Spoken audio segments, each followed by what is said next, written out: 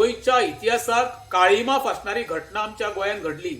एकदम निंदनीय आणि खरे खेद आणि मनाक इतके दुःख जाणवता. कित्याक 28 लोक काल जनावरां भाशेन तांकां श्वास घेवंक गावना धुवराच्या हितून मेले, थोडे होरपळून उज्यान मेले.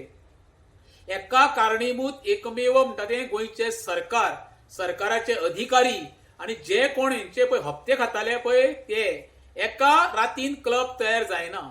हे क्लब कल्चर, ही डान्स बार, हे नाईट क्लब कोणी परमिशन दिता? खंय व्हरता गोंयांक आमच्या? हे कालची घटना पळयल्या उपरांत हे दिसता इतकी सादी गोष्ट ना. आयज आमच्या कोस्टल बेल्टान जे नाईट लायफ सुरू जाल्ले आसा पळय, खंय तरी आमी बँकॉक सारकिल्या वेश्या वेवसायार वयता काय दिसती पडपाक लागले आसा. जे काल पळय 28 फॅमिलीचे 28 लोक संवसाराक ना जाले. खरे म्हणशाल्या अधिकारी जे कोण आसा तेंचेर FIR रजिस्टर जावपाक जाय, तांकां बिहायंड द बार घालपाक जाय. कित्याक ह्या क्लबाच्या नांवान हप्ते गोळा करून हे गब्बर होणारे काही राजकीय नेते सुद्धा इन्वॉल्व आसतले, त्या बद्दल दुमत ना. सरकारा कडेन आव्हान करता, खरोच सरकार जागरूक आसा आणि तुमकां त्या फॅमिलीची हाय नाका.